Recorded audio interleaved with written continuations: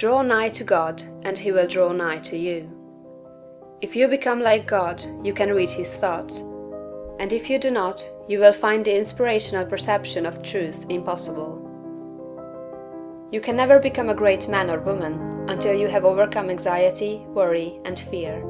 It is impossible for an anxious man, a worried one, or a fearful one to perceive truth.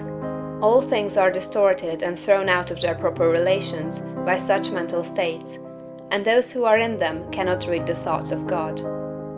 If you are poor, or if you are anxious about business or financial matters, you are recommended to study carefully the first volume of this series, The Science of Getting Rich.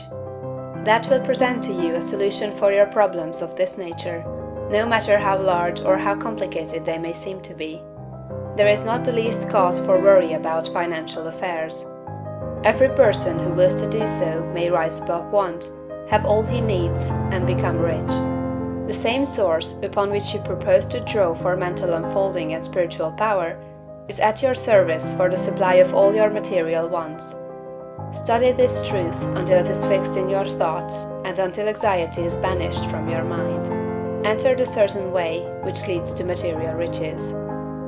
Again, if you are anxious or worried about your health, realize it is possible for you to attain perfect health so that you may have strength sufficient for all that you wish to do and more. That intelligence that stands ready to give you wealth and mental and spiritual power will rejoice to give you health also. Perfect health is yours for the asking, if you will only obey the simple laws of life and live aright. Conquer ill health and cast out fear. But it is not enough to rise above financial and physical anxiety and worry. You must rise above moral evil-doing as well. Sound your inner consciousness now for the motives that actuate you and make sure they are right. You must cast out lust and cease to be ruled by appetite, and you must begin to govern appetite. You must eat only to satisfy hunger, never for gluttonous pleasure, and in all things you must make the flesh obey the spirit. You must lay aside greed. Have no unworthy motive in your desire to become rich and powerful.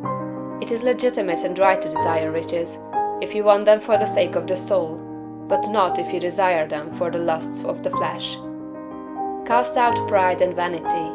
Have no thought of trying to rule over others, or of outdoing them. This is a vital point. There is no temptation so insidious as the selfish desire to rule over others. Nothing so appeals to the average man or woman as to sit in the uppermost places at feasts, to be respectfully saluted in the marketplace, and to be called Rabbi, Master.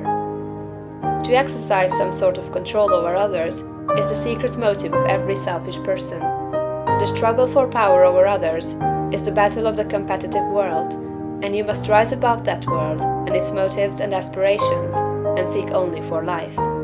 Cast out envy. You can have all that you want, and you need not envy any man what he has. Above all things, see to it that you do not hold malice or enmity toward anyone. To do so cuts you off from the mind whose treasures you seek to make your own. He that loves not his brother loves not God. Lay aside all narrow personal ambition, and determine to seek the highest good and to be swayed by no unworthy selfishness. Go where all the foregoing, and set these moral temptations out of your heart one by one, determined to keep them out. Then resolve that you will not only abandon all evil thought, but that you will forsake all deeds, habits, and courses of action which do not recommend themselves to your noblest ideals.